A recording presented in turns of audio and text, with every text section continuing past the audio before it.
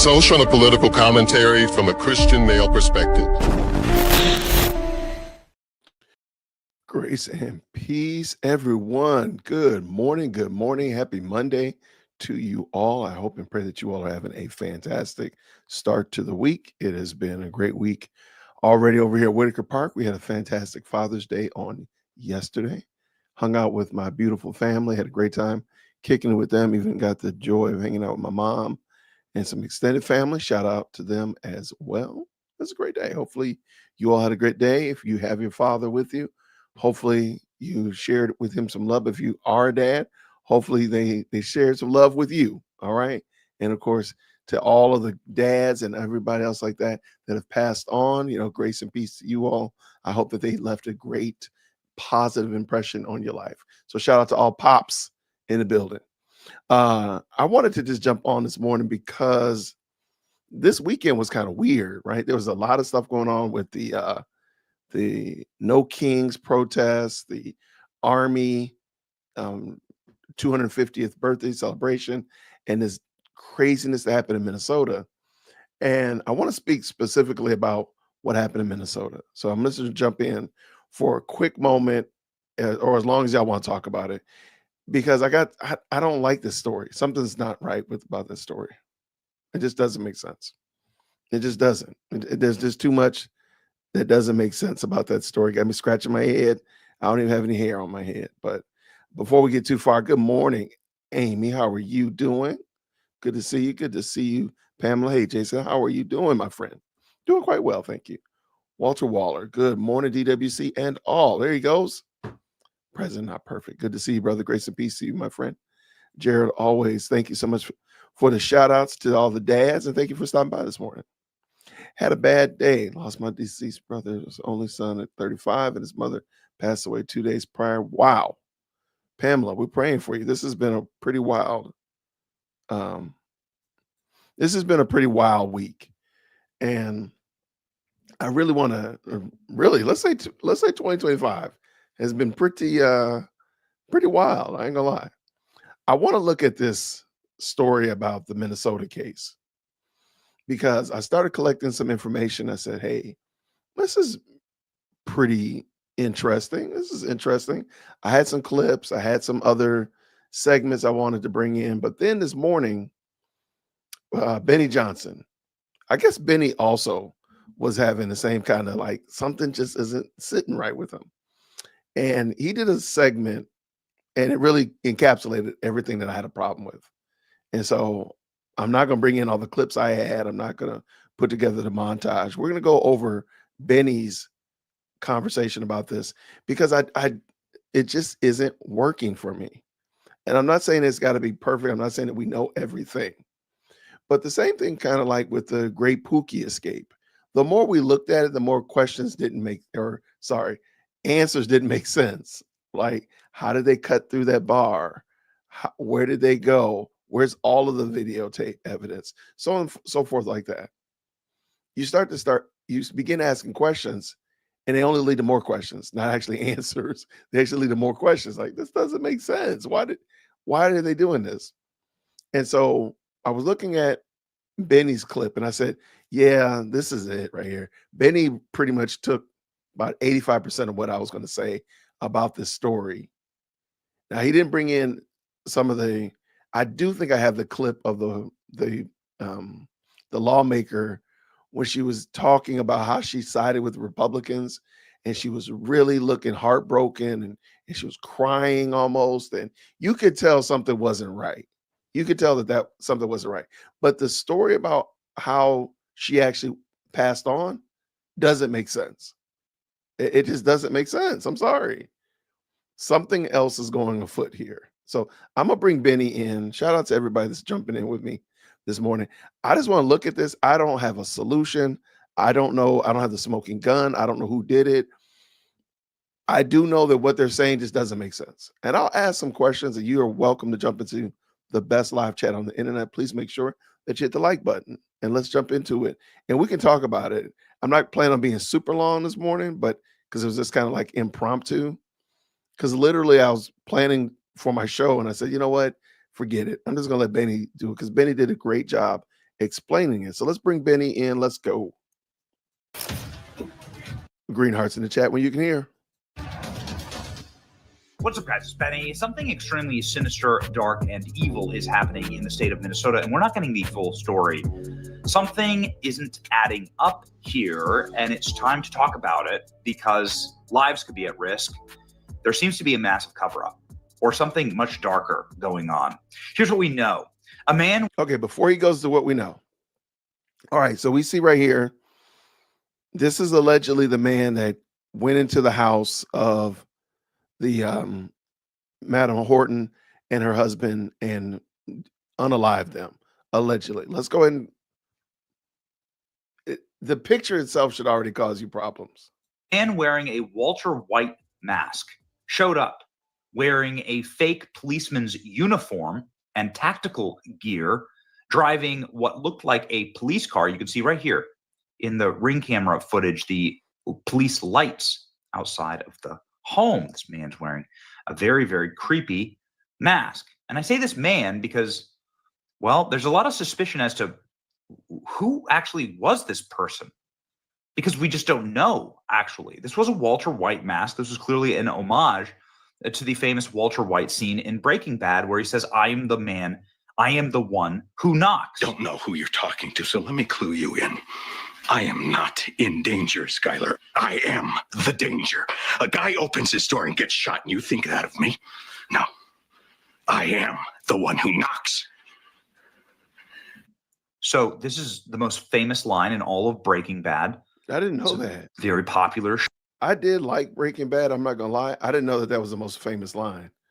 I thought Say My Name was probably the more famous. I didn't know that. I'm the man who knocks. I didn't know that.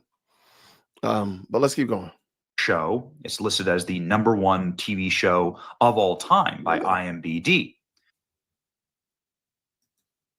Well, anyway, the point is that this was clearly somebody LARPing, right? I am the one who knocks, because he showed up as Walter White, and then he ended up killing the Speaker of the House in the state of Minnesota, somebody who just taken a principled stance voting against, the only Democrat to vote against access to criminal aliens having access to free healthcare, something that, well, the perpetrator, the suspect at least, was involved in. But anyway, the point is that everybody's saying, all right, this is a little creepy, but like, what happened next? Because police officers confronted this individual at the house. Look at this. Okay, this is where I think the wheels on the bus really, we got to have an honest conversation. There are a lot of bullets in this door. Am I to believe that none of those bullets possibly, I'm not saying that the man was the husband or the wife were alive, but they're just shooting into somebody's house. And by the way, the reason that they're there just seemed really weird to me anyway. They just did a drive-by to check on somebody. Just so happened that they just did a drive-by to check. Is this common practice? That just didn't make sense to me. I'm sorry. I just did not make sense that the police just decided, oh, we're going to go by and drive by and check on this lawmaker's home and see how they're doing. See if they're baking cookies. They got any eggnog or whatnot like that. We're just going to go by and roll by. Oh, look, there's a police car there with lights on, right? Wouldn't that attract people, attract attention, have the lights on the car? It just seems weird. But, oh, look, there's a police officer come out the door. Oh, he's shooting at us. That just, come on. No reinforcements were called. Nothing else. This just does not add up. This is the front door right here of the home. This is the front door of the house. The cops blew that door to smithereens. Look at all these bullet holes. I can count a dozen bullet holes inside of the home. They confronted him while he was walking out of the house. Listen. Extensive manhunt involving hundreds and hundreds of police officers and SWAT teams searching, gridding off areas, as we believe confidently the suspect had fled out the back of the house after being confronted by the police. Very briefly, after the officers had exchanged gunfire and the suspect retreated into Melissa's home, they immediately went up to the threshold and looked in and seen a male that was down. Clearly had been struck by gunfire. They made a limited penetration, grabbed a hold of the male and drug him out to safety to attempt first aid. However, he was pronounced dead shortly after that. At that point, the officers surrounded the house, got additional resources and SWAT resources, and then ultimately went in with a drone identifying a female in the home.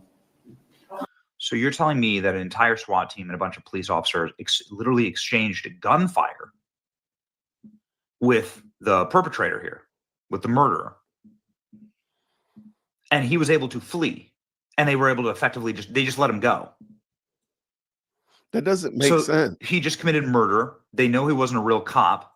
He was in police uniform, and he had a police vehicle, and they had seen that there was a murder at the home, and they just let him go.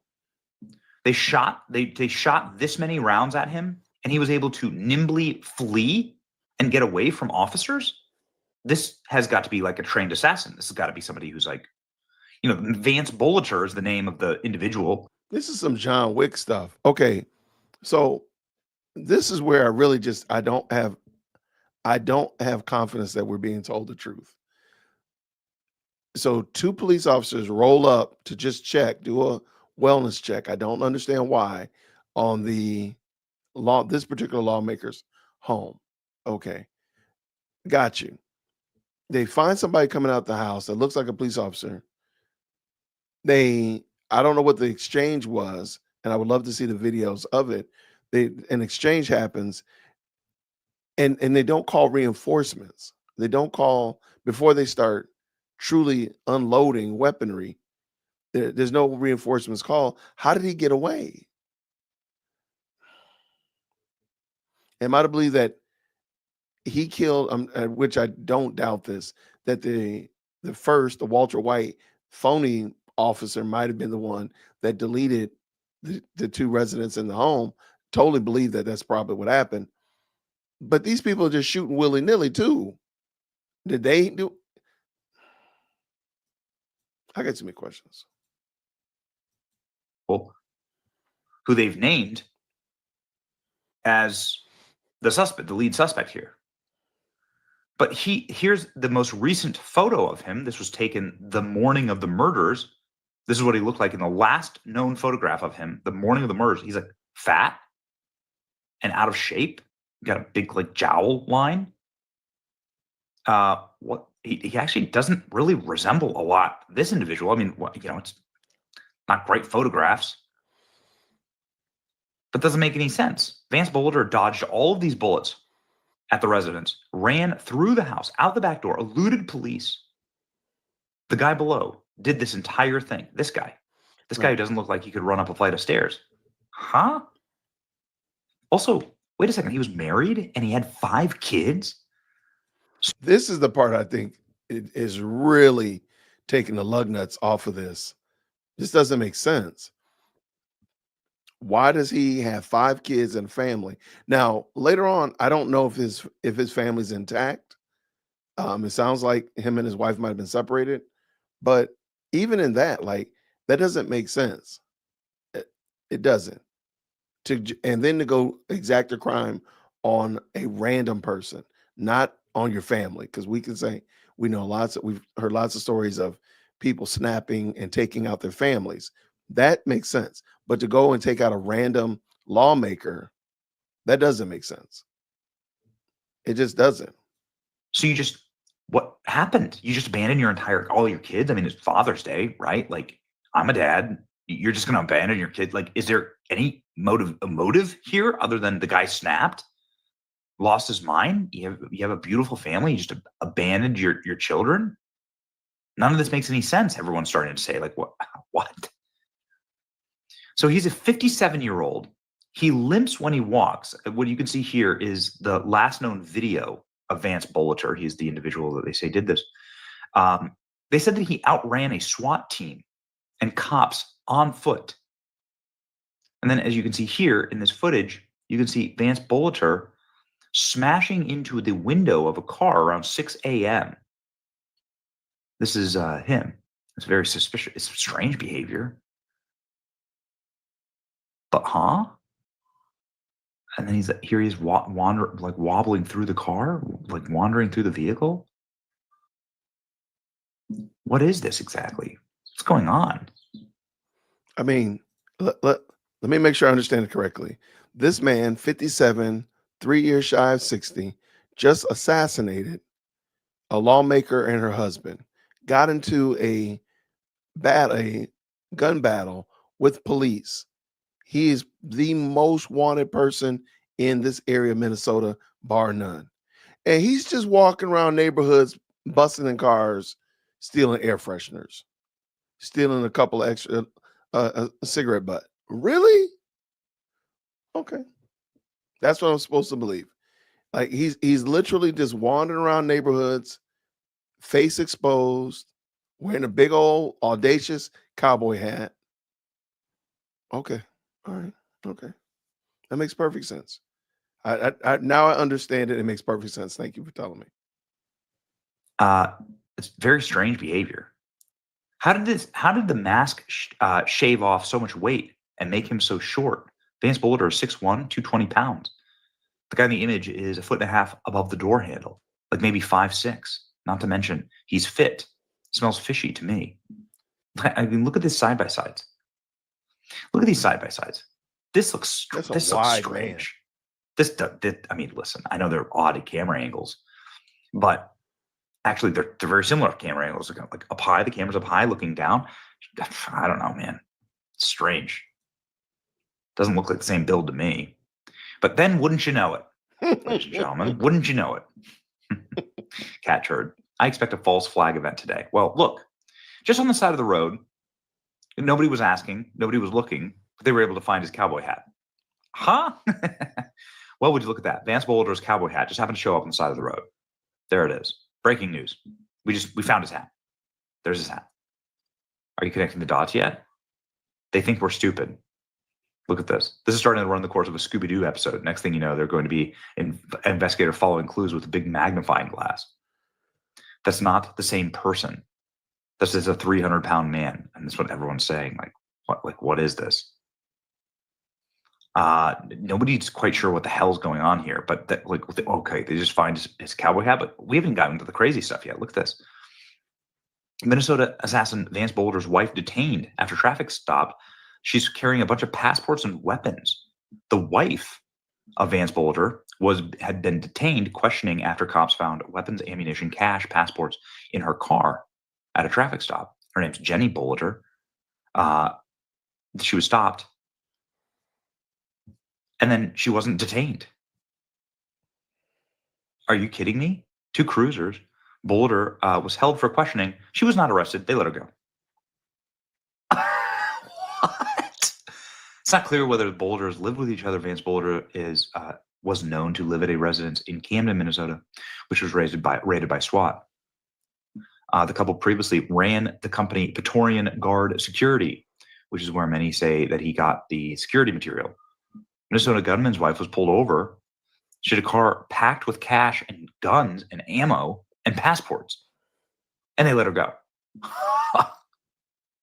Vance Bolitar's wife pulled over with weapons and ammo and cash and passports, and the cops did not detain her. See ya. Let her go free. What? Now, this is being reported that Vance Bolitar's wife was pulled over and detained. I am a little skeptical of both sources, but indeed, this is a very interesting development, if true. It looks like, maybe were they trying to make a run for it? I'm not sure. Yes, in a 4-hour window, the wife goes to the bank, drains $50,000 on a Saturday morning. What banks are even open on a Saturday morning? Right. They could give you that kind of money. She drives 2 hours across Minnesota, carrying passports, weapons, and ammo. Husband is cleaning up the evidence at 6 a.m. Again, makes no sense. She would have had to be at the bank at opening to pull this off. What bank was this all withdrawn from? Everyone's saying the timeline makes no sense. No bank lets you withdraw $50,000 without notice. Nope. The money would need to be ordered ahead of time. Yeah, it's very strange. Sources say this video shows Vance Bulliter wearing a cowboy hat, leaving North Minneapolis home at around 6 a.m. this morning. He then breaks out of the window of the car and then walks away from the scene. So don't worry, he's just like going and committing crime. He's just committing crimes for no reason. I mean, as we said, like this, again, it just makes no sense. Doesn't make sense. I'm not saying people are actively lying to us, or that I know more. I don't say they're actively lying either. What I am saying is the information they're giving doesn't make sense. And if you're trying to tell me that this information fits this, this information answers this question, that doesn't make sense. You can just say, hey, here's some information, bada boom, bada bing. But if the guy is the most wanted person in Minnesota and you catch his wife in a car with 50K, I didn't think you could even have more than $10,000 in your car at any given time anyway. But then she's got guns. Are they all registered to her? Ammunition and passports? I thought it was a crime to have. Well, I'm assuming the passports are for him, maybe for her and her kids. I don't know. Maybe they're trying to go to Canada. That's problematic if it's true. That doesn't make, again, it's just not adding up. This is very Scooby-Doo in its approach. What's caustic say? Money being in a safety deposit box makes sense. Okay, I can give you money in a safety deposit box, but I don't think you can drive and get pulled over with that much money in hand without a lot of questions being asked. Because again, it could be used for drugs. Of course, the most obvious, it can be used for drugs. So I don't know if you can do that. Wherever you got it from is not the question of the hour. I had a client that had tens of thousands of dollars in cash in a safe deposit box. I'm not mad about that. We know Fonnie Willis got cash locked away as well. It's not that. It's just the being caught with it outside is the problem. I mean, they confiscate cash when they raid your home. They confiscate the cash. They don't just leave it. Let's keep it going. This is very interesting. More than the authorities. That's not what I'm trying to say. I'm not trying to sow confusion here. I'm trying to say none of it makes sense. Why would this guy, having just committed a bunch of murders and just got into a firefight with the cops and was able to escape on foot? He was able to escape from the SWAT team on foot. He's just committing like random, destruction of property. That's just what he's doing. He's just vandalizing randomly for fun, like just to get people to pay attention to him. Like, this is making sense.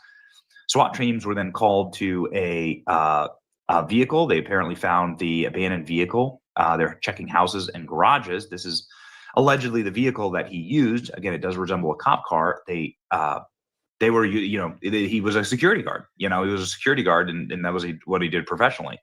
Residents were But how did he get away from the house that he allegedly did the crime at? Because they left the truck. He left the truck. That's what they just confiscated. So am I to believe he had another vehicle in case that's kind of sitting out there in the cut? That doesn't make sense, y'all. It just doesn't make sense. We're told earlier today that Vance Bulliter's vehicle was located. Law enforcement will be searching local properties in a massive manhunt to apprehend Bulliter. It's very, very strange. They found out that his wife interned for Tim Walz. And of course, he served on a board with Tim Walz. So like that Tim Walz appointed him to a board, and his wife was an intern with Tim Walz. So Tim Walz, the governor, definitely knew him and has deleted all posts on X where he mentioned his name, which is very, very strange. A political connected security contractor rolls up in fake cop gear, driving a mocked up armored vehicle, and assassinates Democrat leaders on the morning of No King's Day and an ICE riot. Are you really buying this? No. I mean, a lot of people are saying it's just really strange. It's just really odd. In what world is this something that makes sense? But I guess who would be setting all this up? Here's the real red flag: the speed of response. Media, politicians, law enforcement, all singing from the same songbook. The ink of the police report wasn't even dry. We've seen the script before. January 6th, Whitner kidnapping, rinse and repeat. Meanwhile, ICE is finally doing its job, and No King's Day threatens to unify people against the establishment tyranny, both left and right. All of a sudden, out of nowhere, a new enemy is some guy who looks like a conservative, Smell like a vet driving a fake police vehicle. This isn't about Bolitar, it's about control. They're trying to paint a target on the back of anyone who questions the system. I don't have the answers, neither do I. I'm not saying that I'm not saying, I'm not saying that I know more than the authorities. What I'm saying is that it just doesn't make any sense. You can see it with your own two eyes. Unearthed video shows Minnesota shooting suspect dancing in religious ceremony as links to Africa revealed. Yeah, as we've said, he was a Africa advocate. He advocated on behalf of more African immigrants, more African migrants to Minnesota. This is what he did. Here you can see him here. And then you can see whatever this is. So many people saying maybe that's why he was upset about these votes. I don't know. It's just pure speculation at this point. Bomb squad rushes to Minnesota assassin's abandoned car as gunshots are heard near marital home. So neighbors are reporting gunshots outside of his house. There were reports of gunshots in the early hours. What are the chances that this guy, Clinton's himself, right? What is the chance this guy gets the Clinton treatment, right? Don't worry, he was just found like he committed suicide, right? He just had 20 shotgun shells in the back of, in his spine. That's just how it worked. It's just too bad. It's been ruled a suicide. Incredible. So what's going on? There just seems to be a lot of misinformation out there about this stuff. There's the Papa John's pizza guy, saying he was a Trump supporter. He was definitely a Trump supporter. He's a Trump supporter? Really? Really? They found some roommate, high school buddy of his. What do you mean high school buddy? The guy has a family, 5 kids. What are you talking about? Some roommate. He's a Papa John's delivery guy.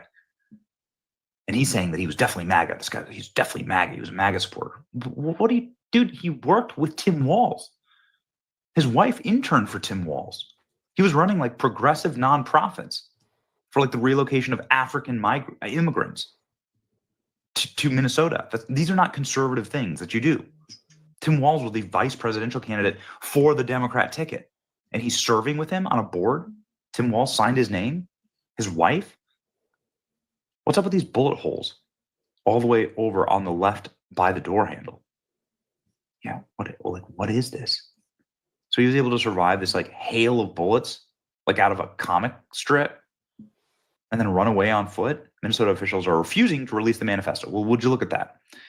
Well, now you do have a cover-up, because if you're refusing to release the manifesto, it says it doesn't contain anything meaningful. Well, then release it and get rid of it. Tell us. Now you have an official cover-up. Minnesota officials say the suspect, Vance Bolitar, has been in contact with individuals, but won't say if he's receiving any assistance. Why won't they say it? None of it makes any sense to me. All of it seems very mysterious and suspicious. That's all. Just give us the official story on this and a ton of other stuff. But the authorities always, whether it's January 6th or Whitmer Fed mapping or whether it's Epstein, they're always hiding the truth. It's always the case. They're always giving you little, what was the last time you actually got a manifesto, right? From one of these criminals? You don't.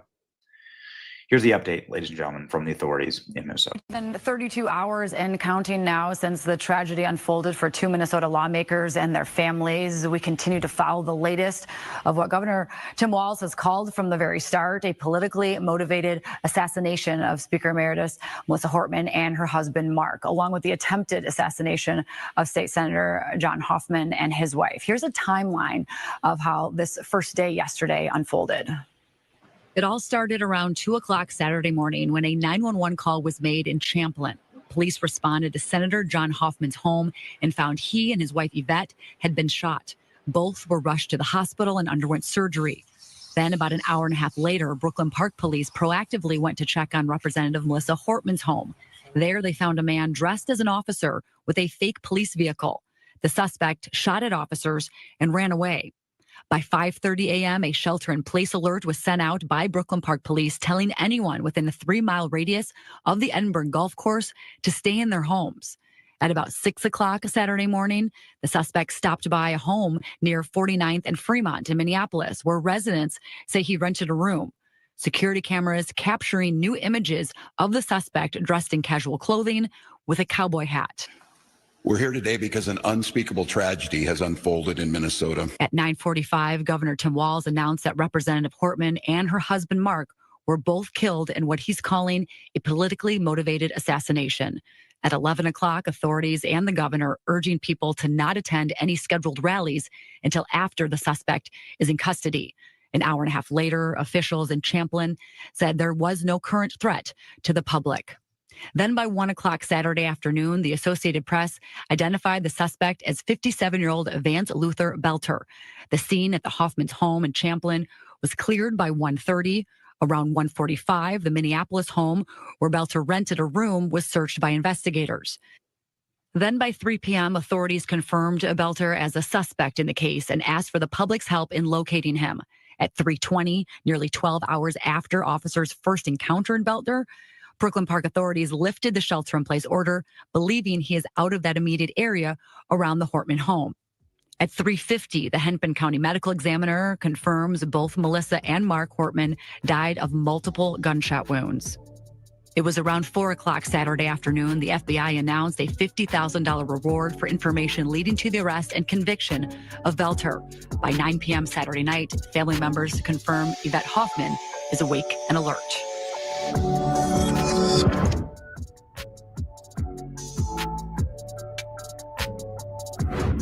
All right.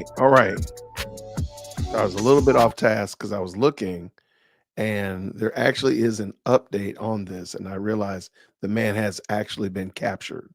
So let's jump over Belter. Just a quick Good Morning America discussion about Belter being captured. This is a lot of questions about this, and maybe it takes like a documentary or investigative journalist to really put the timeline together and help everything make sense. Because I think at the moment we're just getting nits and pieces that really don't stitch together well, and we're like, this doesn't make sense. And maybe it does make sense if it's put together in a proper timeline. Somebody who's like really good at putting together these type of stories so you can see with truth. Not just putting together stuff that doesn't make sense, but with truth. So let me bring this in so we can check it out and keep this game going. I do appreciate y'all jumping in to the best live chat on the internet. Thank you so much. All right, let's go. Good morning, America. All right, real quick, green hearts in the chat when you can hear. Let's go. Let's get right to breaking news. The man accused of shooting 2 state lawmakers in Minnesota is now in custody facing murder and attempted murder charges. Police say they are confident that he acted alone, but why remains unclear. Overnight, authorities capturing Vance Belter, the man accused of shooting 2 Minnesota lawmakers and their spouses, killing 2 and wounding 2 others. Law enforcement involved in a complex and dangerous manhunt. Spent Father's Day away from their families to deliver justice for Melissa and Mark Hortman and their children who spent this Father's Day alone. Authorities arresting the 57-year-old near his farm in the city of Green Isle, finding Belter with the help of drones and helicopters, saying he was armed but was taken into custody without incident. The suspect crawled to law enforcement teams and was placed under arrest at that point in time. Court records show a child of 2 of the victims, State Senator John Hoffman and his wife Yvette, called police to report a shooting at their home around 2 a.m. Saturday. Police were then proactively dispatched to the home of former Minnesota House Speaker Melissa Hortman. That's where they encountered the masked suspect fleeing the scene after fatally shooting Hortman and her husband. The suspect forced to abandon this SUV resembling a patrol car. If that had not happened, I have every confidence that this would have continued throughout the day. So far, no motive has been released. His friend and roommate says Belter recently faced financial struggles while trying to realize his dream of owning a private security company, and texted him Saturday that he had made some choices and might be dead soon. Just not say crazy right-winger gone nuts and you know, that was all he is, you know. It just bothers me that's his legacy. But I knew him all my life. He wasn't that guy, you know. Bolter spent time as a preacher, his roommate saying he became less cheerful after a missionary trip to Africa in 2023. Police now reviewing a list of potential targets they say the suspect left behind, including the names of many Democratic lawmakers and abortion rights advocates, along with addresses. Police also say they found at least 3 AK-47 rifles, along with a ballistic vest, a mask, and a police-style badge. A memorial outside the state capitol in Minneapolis now pays tribute to former House Speaker Melissa Hortman and her husband. As for the other 2 victims, shooting survivor Yvette Hoffman revealing she was shot 8 times and her husband 9 times. The violence underscoring a troubling trend. Threats to elected officials are on the rise. Nationally, 43% of state lawmakers reported facing threats during their most recent term in office and the preceding campaign. The increase in threats against elected officials, something like 1,700 back in 2016, and now we're up to 9,000. This is a rampant problem. House Republicans reportedly held an emergency call to discuss safety concerns. Democrats are expected to hold a similar call this week. All right, shout out. All right, that was interesting. And somebody told me that KARE 11 in Minnesota also did, and they actually have a report even more up to date than this. So we're going to drop that in real quick as well. Thank y'all so much for jumping in this morning. I just wanted to talk about this and kind of give my thoughts. I was going to do a full-scale video on it and just decided, hey, I'll just come in and talk with y'all about it. The best live chat on the internet. So let's bring this in. Of course, y'all get those green hearts in there when y'all here. Let's go. Dominating the news here for the past 48 hours, Vance Belter, the man suspected of shooting 2 Minnesota lawmakers and their spouses, is behind bars this morning. He was caught about 45 minutes southwest of the Twin Cities in Sibley County last night and brought to the Hennepin County Jail just before 1 o'clock this morning. That manhunt starting 43 hours before that, when Senator John Hoffman and his wife were shot in their home. They're recovering this morning in the hospital. Speaker Emeritus Melissa Hortman and her husband were shot and killed a short time later. Now, this is new video from overnight as Belter arrived back in Minneapolis, along with a brand new mugshot from Hennepin County. Michelle Beck is live outside of the jail. And Michelle, many pieces of new information coming in overnight. Oh, yeah, Jason, right now we are turning our attention ahead to a 1:30 p.m. court appearance. For now, though, Vance Belter is here at the Hennepin County Jail behind me, where he is currently being held on a $5 million bond. This comes after that huge hunt over the weekend to find the accused killer. This morning, Vance Belter is at the Hennepin County Jail after leading authorities down what they call the largest manhunt in state history. One man's unthinkable actions have altered the state of Minnesota. Belter is now charged with murdering State Representative Melissa Hortman and her husband and shooting State Senator John Hoffman and his wife. He was caught yesterday near the 43rd hour of hiding. They have incredibly professional teams that are trained on this and how to take somebody into custody, and they provided the commands and he gave up peacefully. Peacefully, authorities say, in the woods of rural Sibley County. Multiple agencies from the air and the ground had zoned in on the area near Belter's Green Isle home. We started to deploy resources, including the Brooklyn Park SWAT team and along with many other SWAT teams, to contain an extremely large area, knowing that this is a very dangerous individual. At that point, police say they had found Belter's abandoned car nearby. That's where our crews even found a cowboy hat matching up to what's in this FBI photo. Finally, sources tell KARE 11 a neighbor spotted Belter on a trail camera. An hour and a half or so, we were able to close the distance in with the technology and the State Patrol helicopter, and where we were able to call him out to us. New court documents reveal when Belter allegedly attacked the 2 state lawmakers and their spouses, his car had at least 3 AK-47 assault rifles, a handgun, plus a list of names and addresses of other public officials. We are confident that the violence that he committed and the murders he committed and the attempted murders, that he conducted that activity alone. Governor Walz speaking to the family of the late Representative Hortman and her husband. You can rest assured that we will put every ounce of effort that the state of Minnesota has to make sure that justice is served and the individual responsible for this serves the time for the unspeakable act. We also got this update from Governor Walz late last night that Senator John Hoffman, who was also shot, is now out of his final surgery. Both he and his wife, Yvette, are on the road to recovery, the governor says. Meanwhile, the BCA is still investigating. There's still a lot to investigate here, including a motive for these attacks, these alleged attacks. The BCA says it's also looking to see whether there will be any additional charges filed at the federal level. Back to you. Michelle, thank you for that. And right now, a memorial is growing at the state capitol in tribute to Speaker Hortman. More reaction pouring in overnight following the arrest as well. Senator Hoffman's family releasing a statement late last night saying, in part, John and I are both incredibly lucky to be alive. They say they're continuing to heal and are feeling all of the love and support from across the state and the nation. All right. So this is an interesting story. I'm not going to lie. This is a very interesting story. Let me just real quick. I think KAR they had a new update, even newer than this. Year-old Vance Belcher is at Hennepin. No, it's okay. This is old. Okay. Sorry. It was 2 hours ago. My bad. This is such an interesting story. 48 hours. It shows the depravity of man. It shows what we can do when we release all of our humanness and our wickedness out onto the world. Man, we can be deplorable, man. We can be deplorable, man. Good gracious. It's crazy.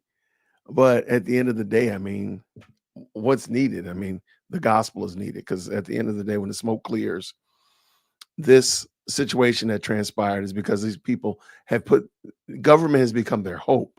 Government has become their all in all. And we have to be careful of that. And I have admonished us many a time. I need to be admonished of it all the time. This is all temporary, man. This all is temporary. Some lunatic can come knocking on your door. Some drunk guy can be driving down the road. Anything can happen. You can catch a virus, whatever. Anything can happen, and life ends. And we can't make these things so important that we're literally taking people's lives over stuff like this. It's insane. This is insane. But I do want to say thank y'all so much for rocking with me. Thank you so much for jumping into the best live chat on the internet. I wanted to just real quick go over that very quickly. I will be back tonight to give a Pookie update. We're going to be talking about the Pookies and all that kind of shenanigans that's going on with them. And nothing new. They haven't actually captured anybody new. But we do have some things about the jail I want to talk about. So I'll do that tonight at 9 o'clock. And I do appreciate y'all jumping into the comment section. Let me know what you find. If you do run across new things and new updates on this case during the day, I wouldn't mind. Maybe I'll do like an update on it tomorrow or even tonight. My email, dearwokec@gmail.com. Please email me. Let me know if you run across something else. I think we're up to date. The guy's captured. They're going to probably find out why he did it, so on and so forth. But if anything else pops up, do not hesitate to hit me up. Definitely email me, dearwokec@gmail.com. I really appreciate it. Jump into the comments. Let's talk about it down there. And until next time, everybody, grace and peace. Have a great day.